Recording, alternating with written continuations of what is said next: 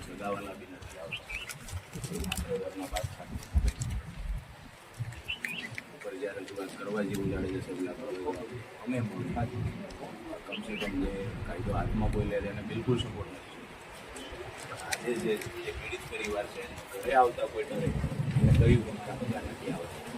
રાજુભાઈ કરપડા, આમ આદમી પાર્ટી કિસાન સંગઠન પ્રદેશ પ્રમુખ.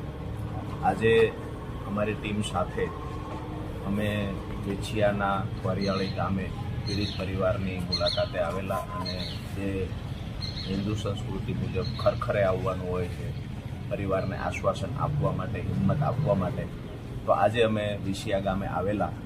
પણ અહીંયાની પરિસ્થિતિનો જ્યારે અમે તાગ મેળવ્યો ત્યારે ખબર પડી કે પીડિત પરિવારના ઘરે લોકિકે આવતા સગાવાલાઓ ડરે છે. ગામના લોકો અહીંયા પરિવારને હિંમત આપવા આવતા પહેલાં ડરે છે. આજે આ પરિવાર એકલો હોય એવી અનુભૂતિ કરે છે. ખરેખર જે પરમ દિવસ ઘટના ઘટી છે, ભાઈ સરઘસ કાઢવાની જે વાત જે તે સમયે મૌખિક કમિટમેન્ટો કોઈ અધિકારી દ્વારા આપવામાં આવેલા, જેને લઈ અને ટોળું રજૂઆત કરવા પહોંચ્યું. જ્યારે પણ કોઈ કાયદો હાથમાં લેતો હોય છે તો એનું સમર્થન નથી કરતા, પરંતુ કોઈ ટોળાની અંદર એક બે વ્યક્તિ દોષિત હોય અને 84થી વધારે લોકોને આરોપી બનાવી અને સેક્શન 109 ઓબ્લિક 1 મુજબ સેશન ટ્રાઇબલ ગુનામાં કોઈને ફસાવવામાં આવે તો આ ઘટનાને અમે વખોડી કાઢીએ છીએ. જે લોકો પર જે ફરિયાદ થઈ છે એમાં મોટાભાગના લોકો નિર્દોષ છે.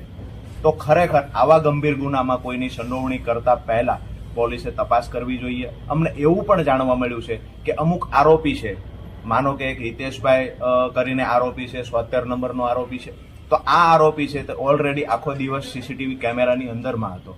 તો આવા ઘણા બધા લોકો છે કે ઘટના સ્થળે હતા ને અથવા ઘટના સ્થળે જોવા આવેલા હતા.